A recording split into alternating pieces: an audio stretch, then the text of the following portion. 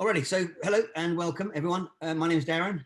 I developed something called constructive development theory, and what we're going to talk about today is I'm going to run you through, because this is the Association of or for Business Psychologists. I know you all know what personality is. I know you all know what ocean is, that kind of thing, and psychometrics, obviously. But what I wanted to do is I wanted to talk you through some of the gaps that we see. Now, I'm what I would call a developmental psychologist, but not children, adult development. And let me just set the scene quickly. I have 1,000 slides, right? Probably nearer 900, but you can have all the slides afterwards, because when I was researching this, there is so much information out there that I wanted to make sure that the referencing and the science and everything was all kosher in the background. We're not going to get through every slide. We're not going to get through all the details on the slides, but you are welcome to have the slides afterwards, so that if you recover about 10% of what we're talking about, that's fantastic. So this one here is, that's just fair warning up front. So we're going to walk through what it says there. And then the interesting bit is how I fill the gaps with my theory of constructive development. Okay. Don't think you need to take all this in. Okay. So personality, what is personality? Let's kick it off. Also, if you want to ask a question, I don't know if anybody else can see the chat box. I can't see the chat box. Darren, I'll be monitoring the chat box. So, between sections, if you want, I can give you an update on if there are any questions in there. Yeah, perfect. And if anybody's got any questions, I'm more than happy for you to jump in and ask, that kind of thing. So personality, right? We're going to look at what they are. There's a bunch of words there. What they mean to you is going to be interesting, because that's what we're going to talk about a little later. Now, the word personality obviously stems from the Latin word persona, which means a mask. Now, how we construct this mask is going to be key. So what are the characteristics of personality? Consistency. Is personality consistent over time? We're going to look at that. Is it consistent over context? We're going to look at that too. It's a psychological construct, but research suggests that it's also influenced by biology. Some people even suggest that we inherit it, but we're going to talk about that a little bit later. Behaviors, for me, personality is really about the behaviors, and it's about whether we're aware of these behaviors or not. And we're going to talk about that, because that's where my theory comes in. And multiple expressions, it's more than just behavior, obviously. I mean, you've got Sigmund Freud, you've got psychodynamic theories, behavioral theories, humanist theories. I'm sure that some of you already know what most of those things are, so I don't need to. You can read it afterwards when we get to when I send out the information. I assume, Jonathan, we're going to send out these slides to anybody that wants them. Yes, yeah, we can do that. Yep. There's going to be a lot on there. We're going to send it out via WeTransfer or something like that. Yeah, that's fine. Absolutely fine. It's not huge, probably about 50 meg. So a study in January 2015 in the Psychology Bulletin synthesized about 207 published research papers and found that you can change personality with focus and with therapy. Okay. But if you want to change your husband or your wife tomorrow, that's not necessarily the easiest thing to do. However, I need to minimize that. If you're willing to focus on one aspect of yourself and you're willing to go at it systematically, then there's no reason why you can't change that one aspect of your personality. Now, what does that mean about personality if you can change it? Now, I'm happy with changing it, but not everybody agrees necessarily. Now you know why I want to send it to you afterwards. Walter Mischel and Albert Bandura, if you've heard of those, they think behavior is controlled not necessarily by hypothetical traits, but by according to the degree of regularity of external stimuli. In other words, your environment is really key and really important. Okay, we're going to talk about this too as a little later, because I want to know how you construct your environment and how aware you are of your constructions. Okay. Mischel and Bandura believe that personality traits are only consistent if the situation is consistent, and that they vary once the situation changes. Now, we might call that, you're wearing a different hat, because if you're at home, or if you're at work, or if you're at a university or a pub, you've got a different hat on. But for me, that's more about an unconscious construction of self. Okay. So behavioral consistency doesn't necessarily reflect stable personality traits, Rather, it's the environment that evokes and shapes the illusion of such traits. Now, if you're a trait theorist, you're probably cringing at me right now.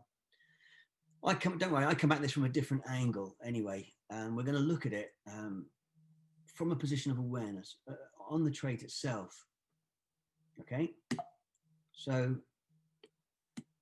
how do we currently measure personality? Now, you're all going to talk about ocean and things like this, so let's look at it quickly. Personality is described on the basis of an individual score on 5 major traits. The acronym OCEAN is often used to convey these 5 traits. Now, we know these, okay?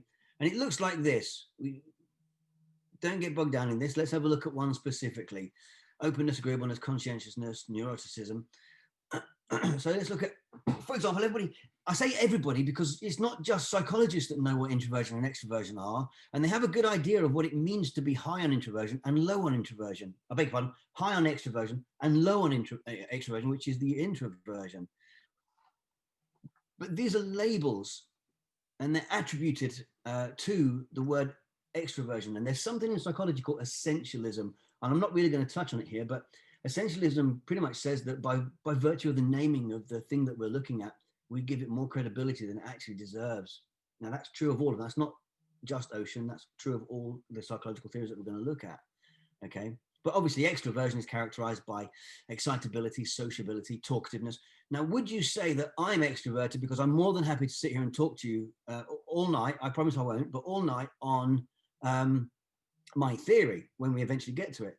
Is that extroversion? I will argue it's not, and I'll tell you why later.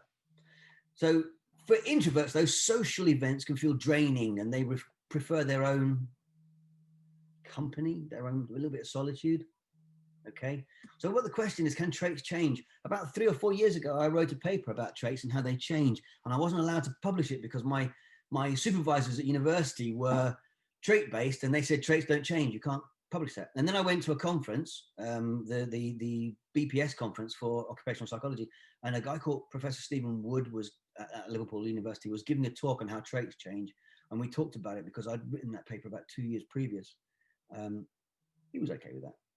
So how else do we measure these traits and these ideas? Okay, so we're going to quickly look at psychometrics. We're going to quickly run through these because I want to give you the opportunities to ask me questions based on my theory rather than things you already know. Okay, so psychometrics is a field of study concerned with the theory and technique of psychological measurement. But what are we measuring?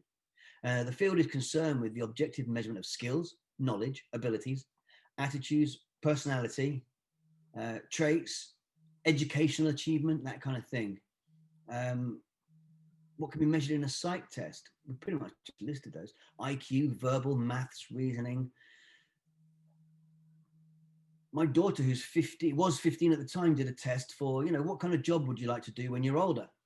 And I thought it was pointless giving her some form of psychometric at 15 years of age, because the job I wanted to do at 15, I didn't have a clue. But the job that she will be doing when she's 30 probably hasn't even been invented yet. So what are we actually measuring when we ask these questions?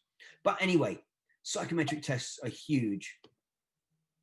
A few stats. 87% of companies, this is an American figure, use psychometrics before you get in the company. 8 out of 10 American companies use psychometrics to remove 30% of unqualified applicants. Now, for me, I don't know about you guys, but does psychometrics also include things like situational judgment tests and things like this?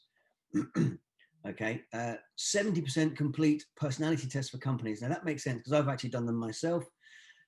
Hogan, down the bottom there, Hogan is 25%. That's quite a big one, Hogan, because I know that's used in the banking system and insurance in London. But MBTI, you obviously going to know MBTI, and we're going to come on to MBTI a little later. Someone's waiting in the waiting room, guys. So there are different types. Type and trait. There are empirical tests as well, and these ones here were developed without really thinking about how to categorize personality. These ones were created, and the next ones, well, by the way, many psychologists have shifted away from type-based theory in favor of trait-based theory. I know that much. So these ones you're going to be familiar with potentially. Big Five, obviously, even the 8 one, Eysenk's personal ones. Myers-Briggs is down the bottom there. And I have all the research on all of these and the references and things like this that I will send you afterwards to show you that I didn't just make these up. They are all tests and things. But when you do a psychometric like this, these are the kinds of questions you get. And I've taken these specifically. I think this is obviously from the 16PF. And one of the questions I want to ask you is... Sorry, Darren, just jump in real quick. The slides are stuck right now. Where are you stuck on? We're on what can be measured in a psychometric test. Oh, really? Okay, so what about that? Hasn't moved on. You might need to perhaps stop sharing your screen. It's still stuck. I think, yeah, if you stop sharing and reshare, it might give it a bit of a kick. Sorry about that. No worries. Say when. Has it done it? I think just give it a couple of seconds. It says you've started sharing your screen. Nothing yet.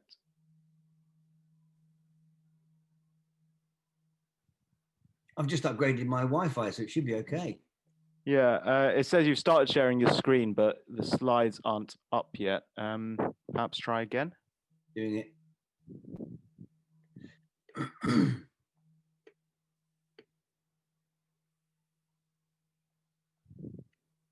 Right, what I'm sharing now is just the presentation.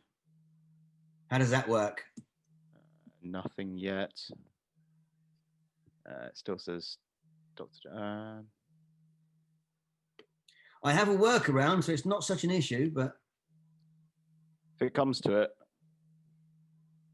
Yeah, nothing's coming up yet. I've got Darren's presentation. If it doesn't work, I can try too. Did I send it to you earlier? The final one? Yeah, you did. Let me just check. Because I'm sharing it now, but if it's not sharing... No, it just says Dr. Darren Stevens has started screen sharing on a black screen. How weird. It's very strange. It is, isn't it? I was just on a ESRAD conference call with Professor Robert Sternberg. He had 70 odd slides. No, 90 slides he did. I haven't got that many. So is it still not working? No, I don't think so, no. Oh, there we go. Yeah. What about that? Perfect. You've done something. Yeah. I didn't do anything, I promise you. Well, something worked. Thank you, Darren. Maybe my wife has got off a conference call in the house. Because you probably can't see this. This is my summer house. It's absolutely freezing down here. So anyway, I mentioned the percentages, and you can see the kinds of percentages that people are using these systems constantly everywhere. There are empirically based measures, and there are theory-based measures, okay?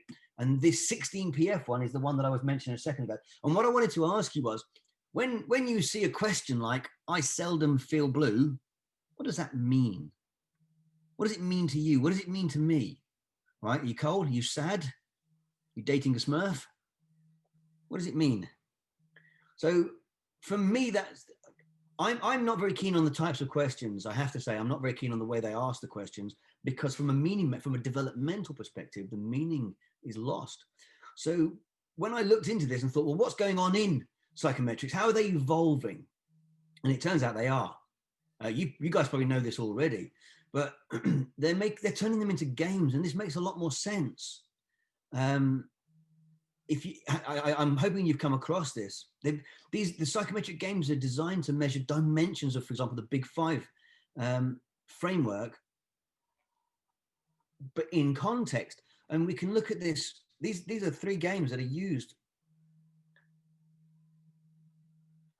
There's a company, I think it's Deloitte, who uses them specifically, and they use it in a game format to give a representation of what actually takes part on a day-to-day basis in their organization, and they gauge you on how well you cope in the environment. And it's all based on games. I don't know whether it's based on your phone or on a computer, but I suspect on a computer. But is this the future? It's come a long way from the original tests from Allport and whatnot. Why would we need to gamify them then? I don't like that word.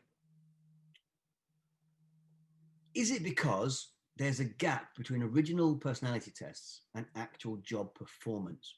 Now, for me, I see the gap, And it's that gap I want to check and test and point out to you guys to say, look, what are we measuring here? What's going on? Okay, someone else trying to come in. Yeah. Let me know if I can't, let me know if I lose the screen again. Has it moved on? Yeah, all good, Darren. So, for example, there's a couple, we know the systems out there. I'm sure everybody's heard of Myers-Briggs. Would you consider it a psychometric though? Or is it different? That's a question we can talk about. And then there's things like this where you've got disc and colors and Surrounded by Idiots by a guy called Thomas Erickson. I don't know if you've seen the book. He obviously assigns traits and words to each color, and then you determine which one you're mostly or which combination you are, and you get that. And that's a very, very popular book. I deconstruct that book in my book and say why it's not quite as effective as it might seem. It's pretty, but not quite as effective. And this is one of the reasons why. If you've done the research into psychometrics, you might have come across isomorphism.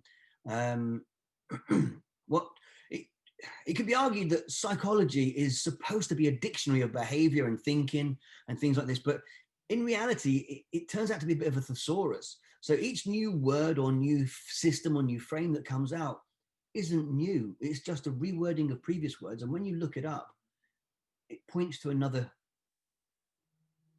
label. So this was actually in my thesis. So the question, the text is, I accept people as they are. Right now, I don't know if you accept people as they are. I try to. But what I want to know is if there's 7 different instruments there, how do they map I accept people as they are to agreeableness and gentleness and tolerance when our meaning changes, when what acceptance means, and there's psychology in the words used. For example, the words are simplistic. So as simplistic words, we don't process them in the same way. We actually pretty much ignore them from a meaning-making perspective. Accept people, they are. It means different things to different people. So from a calmness perspective or from an agreeableness perspective, I'm struggling with the forgiveness one and mercy. I mean, that doesn't come into it for me. I argue that this is not necessarily an explanation, but it's more of a description. The explanatory parts of traits does consist of countless narrower traits, and I know you probably saw that on one of the previous slides, and there's an element of attrition where they all merge together to mean and roughly mean the same things. So what's missing? What I'd like to ask you is what's missing in the psychometrics that's very important, and it's important not just from a self-awareness perspective, but from a productivity perspective, because we're going to look at how your psychometric data and your personality data from a self-awareness perspective impacts organizational roles. So when we look at the psychometric issues, there are some biases, there are some, for example, the communication problem isn't so much a communication issue as a meaning-making issue. We'll come on to this too. The question that arises at the final one, you've got acquiesce down the bottom there, differential familiarity with response procedures and differential response styles. Acquiesce, right? What kind of person, what type of thinking is required for a person to be acquiescent? Okay. And I can tell you off the top of my head, it's going to be an external locus of evaluation, consensus, they do as they're told, all this kind of stuff. And we're going to come on to why I think that, or at least why my data said that in a little while. We can actually measure that level of acquiescence as well using something called the thinking quotient, and we'll come on to that too. Can we measure levels of awareness from a cultural perspective? So I was just watching Robert Sternberg talking about intelligence, and he was making up all kinds of words and names for what intelligence is and different arenas for intelligence, and I don't agree with him at all. One of the things he did say that was right was that we have cultural differences.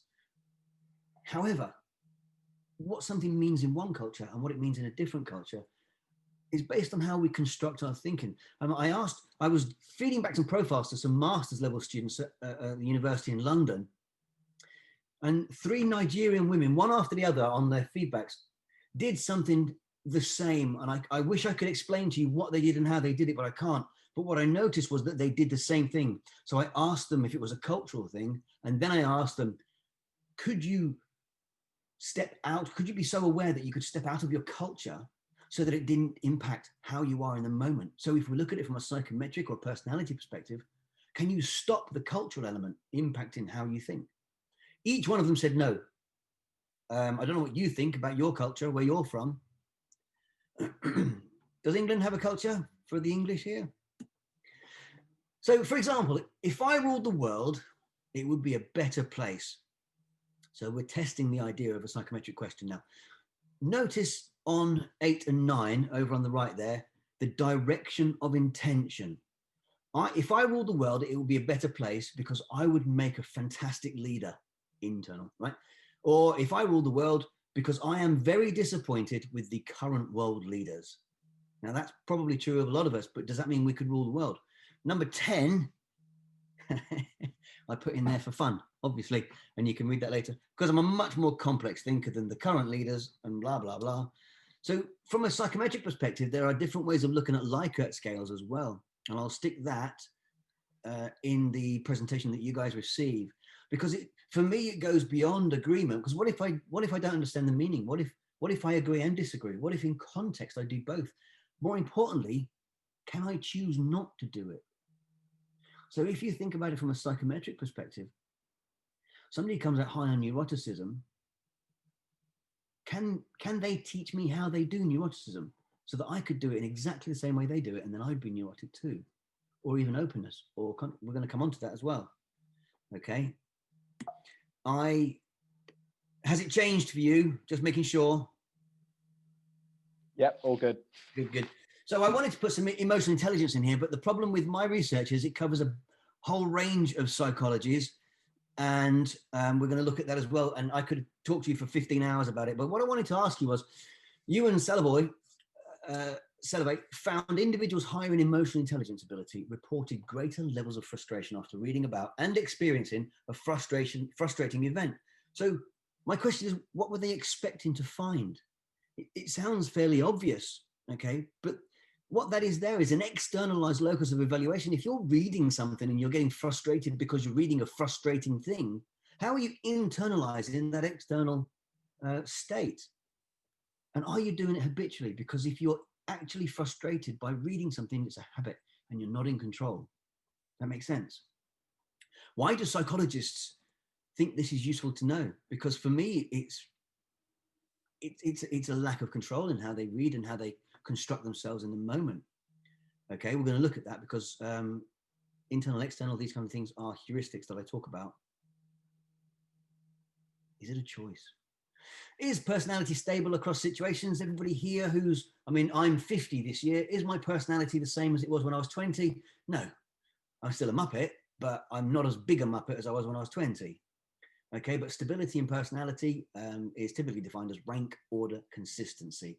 So same principle there. I mentioned it earlier. I'm happy to talk to anybody here, whether it's on Zoom or in front of 1,000 people in an audience. It makes no difference to me. Am I an extrovert? Or am I choosing to be an extrovert? That's the question. So when we look at that, what changes? And we're going to ask, if it's stable, what changes? Because people do change, but they're saying that they don't change drastically. And as we get older, we can become more responsible and more emotionally stable, which I rely on my wife for anyway, to be fair. Everyone is a little less emotionally volatile. But what's interesting is the people who are 15 and emotionally volatile still are volatile at 30, 50, and 70. Now, I would put forward a different reason for this, okay? Rather than a trait being stable or a personality being stable, because emotional volatility isn't stability. For me, it's, well, we'll come on to it, but it's a lack of how they have their awareness of their construction of self. It's habituated responses in the moment. And if you're volatile at 15 and no one points out your habits, then you're going to be volatile at 30. Okay. Does it happen to everyone? Maybe. What other reasons could there be for becoming more responsible, apart from having kids and jobs and mortgages and things? What about greater awareness and more choices in our thinking? Is personality stable over time? We just mentioned that there is, but negative life events do have a long-term negative effect on well-being. And positive events, such as marriage, only have a short-term positive effect, which is pretty much one day. But the point being is I can actually, with my theory and with the thinking quotient scale, which we're going to look at, I can demonstrate how this is true. But I can demonstrate it from a thinking and a complexity perspective, not necessarily a trait perspective. So what does personality predict? You can read them there. We predict all, agreeableness predicts swearing less. Openness predicts liking to travel. I love traveling. Can't travel at the moment. Says my openness score going to be lower? Probably if I did a profile. What's not mentioned is choice. Can I choose not to talk, not to be happy, not to have a social status? Can I choose? Okay. So if personality is stable, what specifically can we change to affect it? Someone's trying to get in. That's why my screen goes off when someone tries to get into the talk. So if personality is stable, what can we change? How it is constructed. Now, psychologists like Carol Dweck believe that changing the behavior patterns, habits, and beliefs that underlie our traits is real key to personality change. For me, it's more about awareness, because Carol Dweck's work doesn't necessarily transfer well to adults, but it does work well on children. So now we get to the bit that I enjoy. Constructive development theory. This is the theory that I have had in mind for about 10 years. And I had to do a PhD to provide supporting evidence that it actually is a real thing. I like Michel's quote there, the mind constructs a psychological niche within which the personality fits. If that lends itself to a constructed perspective, if you then look at trait theory, Ocean, things like this, MBTI, there's no necessary allowance for this construction, okay? Levels of awareness, our behavior, can we choose a different behavior in the moment? Okay. Constructive development, dynamic intelligence, cognitive intentions, they're called shortcuts, heuristics. Thinking styles are the combinations. Dynamic intention awareness model, we're going to look at that. And the thinking quotient is the measure of how self-aware you are. Okay. And let me quickly say it, the higher your self-awareness, what happens to your personality? So I wanted to know, in about 2015, 16, whatever it was, I asked one of my lecturers at the time, look, what is the common denominator, the lowest common denominator in psychology that unites and separates all the psychological fields? And she said, there isn't one, you can't do it. So I said, yeah, of course you can, I bet there is. When you look at the different fields of psychology, and the one that's not looked at a lot is stage theory and stage transition, what unites all of them is intention, awareness, choice, response, right? Which is pretty much awareness. What unites them from a thinking perspective, from a complexity perspective, and from a trait perspective is intention, awareness, choice, response. And that is, they are the 4 pillars of constructive development theory, okay? Now, one of the things I'm going to show you now is these are key post-formal maturity models, okay? You might recognize people like Ken Wilber. I'm pointing at the screen like you can see me. Ken Wilber, Elliot Jacques, Michael Commons, Michael Bachetz. I've just talked to Michael Bachetz. This is me name dropping, and he wants to talk to me about my theory, which is fantastic. Otto Lasky is now almost a friend of mine, but not quite, because I still counter his theory.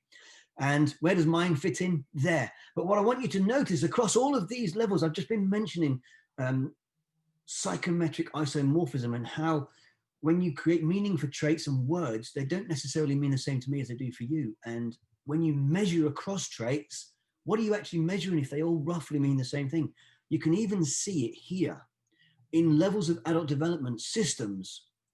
They still have a way of describing levels of development. Now, I move away from that in my theory, and I don't think we're going to touch on it here because time. However, it's not about levels, because one of the things we have a problem with is 4 is better than 3 is better than 2, okay? And that's across all of the systems. And we'll look at that a little later. So what I did was I had 8,000 profiles, okay? And this is no different from what people like Allport and Cattell did when they did a factor analysis and figured out that these words mean this and these are the connections, and there's a correlation between this word and this word. Okay, but what I did was I had 8,000 profiles, and these in front of you are 50, what I've called cognitive intentions. For example,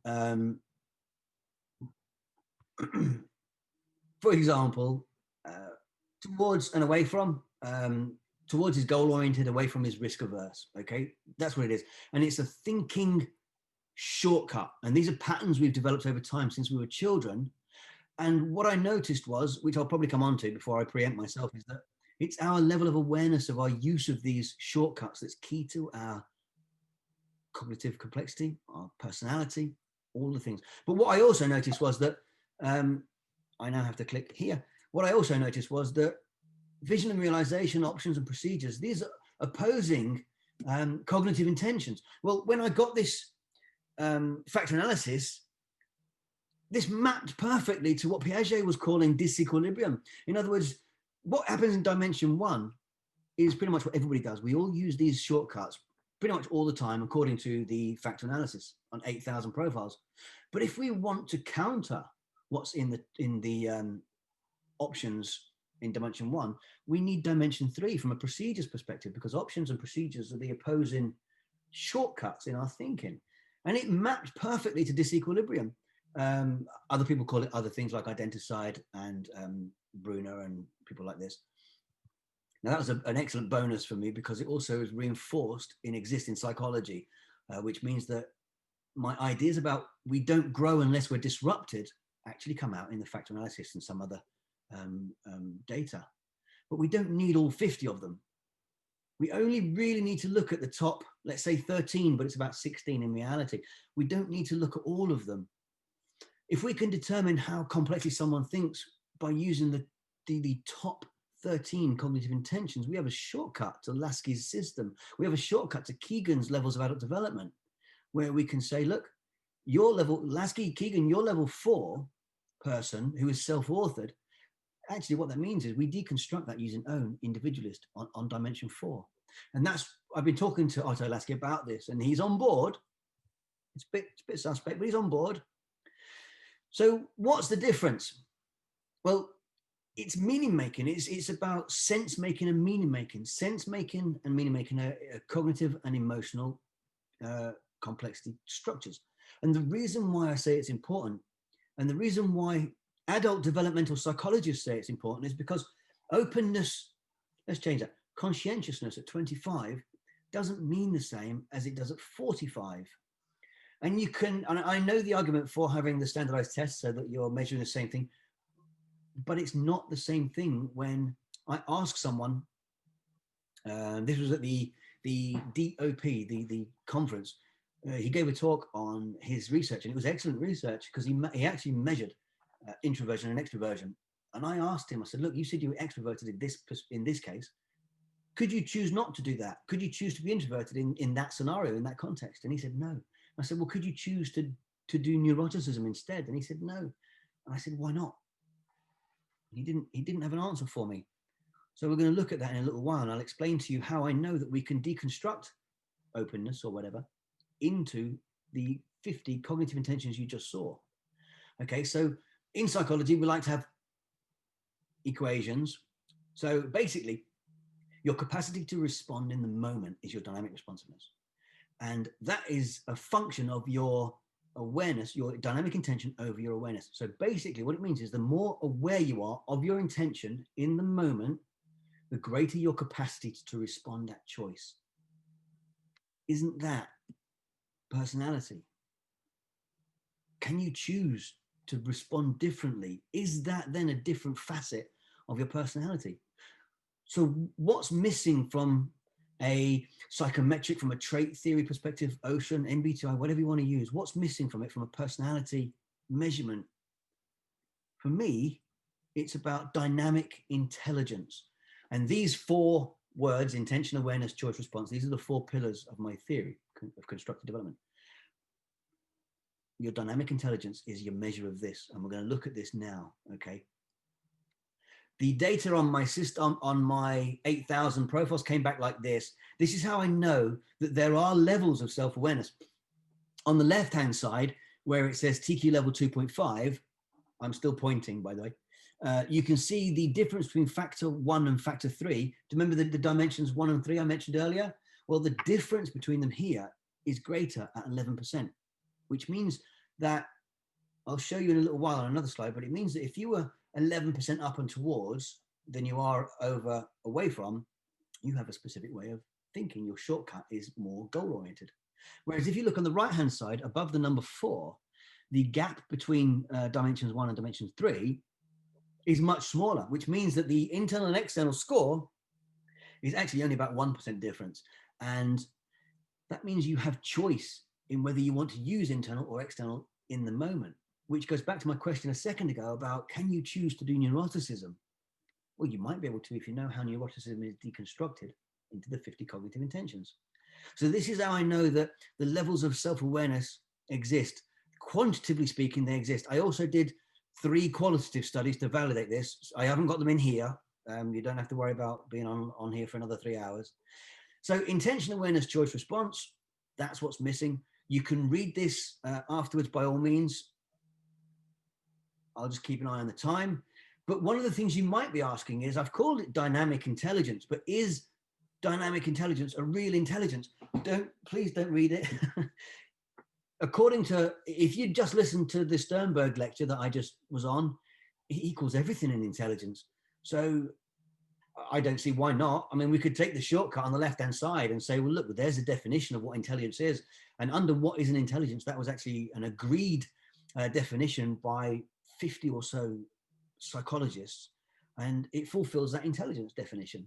But I wanted to know, what are the main players saying? What are the findings? Why is Spearman's general intelligence not universally agreed? And why is Gardner's 8, 10, 11 intelligence, why are they not agreed? Yet how come multiple intelligences are still being taught, and they're always in the psychology textbooks, even though, well, you can see it there, Gardner's multiple intelligence, 80% containing logical fallacies in their discussion of the topics of intelligence. So if we look at what intelligence is, then dynamic intelligence, once I've explained it to you, definitely can be a legitimate intelligence. Yes, of course, I need to write a paper on it. I've got it somewhere. If you want to know what dynamic intelligence looks like when it's deconstructed using these 50 cognitive intentions, obviously I haven't included all 50 here. In profile terms, the person on the left, I would normally ask you which one is low and which one is high, but I've obviously given the answers here. And can you see the difference in the profiles? Let's look at internal, external. On the left-hand side, internal is very high. On the right-hand side, they're almost balanced. It's the difference between the two that's key to your self-awareness and to your measure of choice in the moment. The person on the left has no choice. They only respond to their own perspective, their own rules. Person on the right-hand side can choose where he gets his rules from. And it's the capacity to measure this that's missing in psychometrics, okay? The choice element of it in this sense. So from a meaning-making perspective, I've got a couple of questions for you. Could traits be considered unconscious habits? And there's research on this. If so, is personality a series of unconscious habits? And then is dynamic intelligence a choice in your personality construction? Because what I notice is there's no conscious intention behind some of the traits. You're not actually asking for questions on, how do you know that you are open? How do you know that you like to go to parties without that question becoming the reason you go to parties, which is the isomorphism? How do you know you like going to parties? Can you choose not to? I choose not to most of the time. There are lots of research that says traits are a habit. So what's the lowest common denominator? I mentioned it earlier. For me, what I noticed was the lowest common denominator in personality theory, trait, ocean, and all of the above is our level of self-awareness, because that directly maps to our level of cognitive complexity and, if you like, social emotional complexity, which is what Robert Keegan looked at. So let's look at some of the supporting evidence. We've seen the quantitative stuff, but how does it apply? I'm making lots of claims, and in my thesis, I make 15 claims for what constructive development theory is. I also evidence it and back it up, so it's not so bad. But if we now go to have a look at ocean, and we look at what introvert is and extrovert, and then in the middle you've got ambivert, the question is, somebody who's introverted would be a bit more internal, and somebody who's extroverted would be a bit more external. plus all the other 48. But the person in the middle, ambivert, might be balanced on internal, external. But the question is it at choice? Are they an ambivert at choice, or do the measures not actually tell you this? Okay. And the way I look at it, and the way I look at, for example, agreeableness, extroversion, is I derive a score on my thinking quotient scale based on how internal and external your thinking is, right? So on this one here, internal and external are at 70%, so they get marked quite highly. They get a high score because you've got the choice. However, if we know that agreeableness could be deconstructed using not necessarily those cognitive intentions, but potentially those cognitive intentions, then in theory, we could find out how at choice someone is with agreeableness.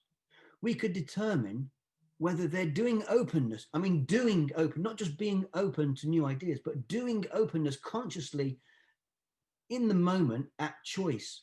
And we could derive a score based on that, which would change how psychometrics are looked at.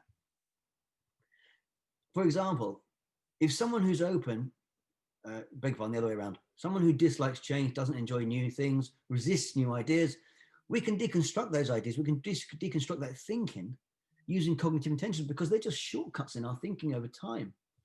So somebody who focuses on details is different in how they think and respond and react to somebody who focuses on the big picture, especially in context, especially if you're a project manager, for example. So openness, well, all five really could become measurable in this way, okay? So openness isn't just an unconscious habit, it becomes an intention.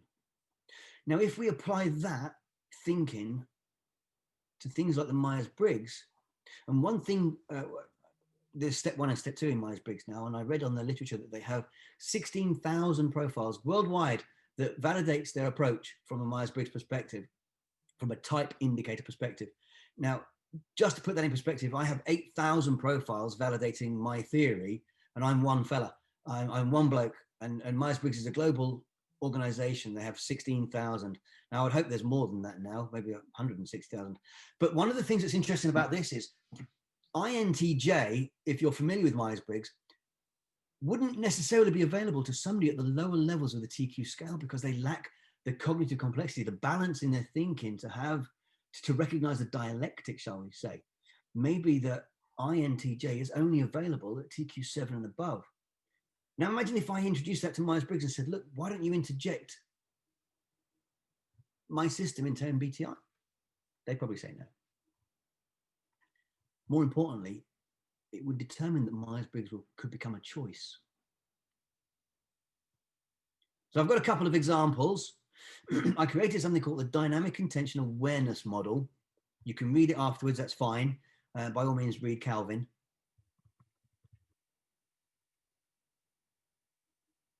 So Calvin there is low dynamic intelligence because he's not thinking in the moment and not creating the now. I've got a couple more. Is this high or low dynamic intelligence?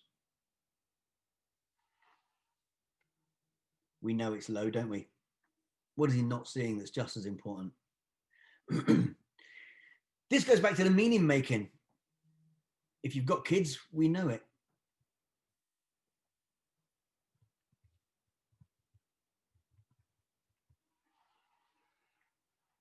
When he said, can I have a snack? He meant biscuits. When his mum said he can have a snack, she meant fruit. How can snack mean two things? How can I accept people for who they are mean 7 things? If Calvin and his mum, whose name I've now forgotten, aren't mapped on their meaning making, then when you put this into an organizational perspective, how are you supposed to know what your boss wants when he asks you for something? Now on this one, this is again meaning making, but I've actually put in the cognitive intentions that would map to this level of thinking. His mum and dad are looking out the window and they can't see what Calvin sees. But then obviously we've got the benefit of an aerial photograph. We've got the global picture. the bird's eye view, abstract, whereas they only have the detail on the concrete.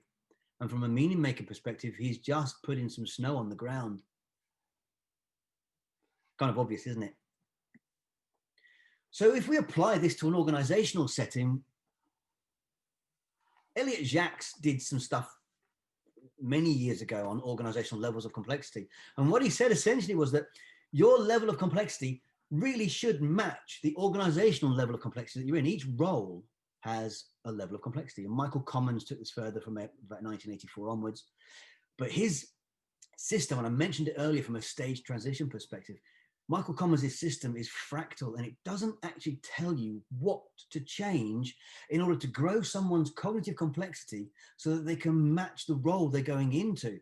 Now on this, I could have put in things like Check, Malai and flow, where you burn out or bore out. But what it boils down to is this problem is the Peter principle. I'm sure some of you know what it is. The Peter principle is when you're promoted beyond your level of competence. And what we find and what we see is that your level on my TQ scale could be 6, but the role requires a complexity level of about 8, and you will burn out because you didn't match the role complexity. On the other hand, if you're an 8 and you're doing what could essentially be the line manager's role down the bottom there at 6, you'll be bored and you'll move on, or you'll be recognized and promoted. It depends on who you are. My wife works for a bank in the city, and they had a hiring policy where they only took in the top 6 universities in the country. And then they realized that they were getting clones and groupthink, and they changed their policy because they got one guy who didn't go to any universities, but he had some behavioral issues and some learning difficulties, but he was awesome at maths, and they needed somebody who was awesome at maths, but he didn't have a maths degree from Cambridge, but it didn't matter. So they changed their perspective on what they wanted, and it's called cognitive diversity in that sense. On this one as well, you get the Dunning-Kruger effect, don't you? You by virtue of the fact that you got to the point where I'm really high up in this organization, I must be great. I don't actually recognize my inadequacies. So if I've been talking about personality and how it changes and how traits change and things like this, can our construction of ourselves change over time? And what's a better way of displaying this information? That one in the background there is a German guy or a German bloke, and that's 4 profiles, and his profile over 4 years, but there's got to be a better way of looking at it. So what I wanted to do is I wanted to measure each profile, and that's when I came up with the thinking quotient, and this is what it looks like. Okay, so in 2002, the German businessman did a profile and his thinking was around 6. And in 2003, it dropped, and 11, he went back up again, and 20, which was the last one he did not long ago, it's really high. I can't take credit for that, despite him going through some of my developmental work. But as you look at this now, what impacted his thinking so much that it went down in 2003? And if you remember back on the personality stuff, it said negative incidents impact our thinking, negative impact how we are. And here I can measure just how the broken ankle impacted his thinking so much that it went down. How he constructed himself. He couldn't move, he couldn't walk, couldn't run. He's obviously, he's German, so he skis. He couldn't ski, okay? Is this kind of information available in psychometrics? Now, this is a gentleman, I think it was a gentleman in the NHS, riding high in 2013. 7's a really good score, but what the heck happened in 2014, a year later? He got demoted. And in the NHS, they don't actually get demoted necessarily. What they do is they get moved on. But for him, being moved on was a demotion. And it impacted how he constructed himself. He constructed himself more negatively. His capacity to think and respond in the moment became more limited because of how he felt, which kind of emphasizes the fact that we're a mind-body system. And 2 years later, he's still not happy because he's literally demotivated. But he was at an age where I think he was about 55 or so. I think in psychology terms, he'd settled for peace and pay. In other words, he was waiting out for his pension. So he was just going to take the lesser job and just sit around for 10 years, 5 years, and wait. Now, this is a clinical psychologist, and 2010, I profiled her. This is a lady. She was really good at how she constructs her thinking. 2013, she bombed. And then 2016, clearly whatever she went through, she got over it. And then 2018, what the heck? If you've been divorced, broken up, whatever, you might recognize how that really does impact your thinking and how it impacted her construction of herself. Okay, now in 2016, she'd obviously got over the divorce and was riding high again at work, loving it, because this was in a work context of profiles. But at 2018, what happened? She got new management, and they were, excuse the phrase, bean counters. They weren't actually interested in the mental health of the patients in her hospital, and it impacted how she thought about herself in her role. I hope you can all see that, and I appreciate you've probably got questions and things like this. It would be great if I was on stage, but it's not. So how else does it impact the world? It helps to create a more ethical framework for coaching. I don't know if you know anything about NLP, neuro-linguistic programming, and things like this. They pump out coaches every weekend if you do the whole 2-day course. However, if you look at it from a complexity perspective and you look at it from a thinking quotient perspective, somebody at TQ5 is not capable of seeing the way a TQ7-8 person constructs their thinking. If they can't see how they construct their thinking, they can't help that person as a coach.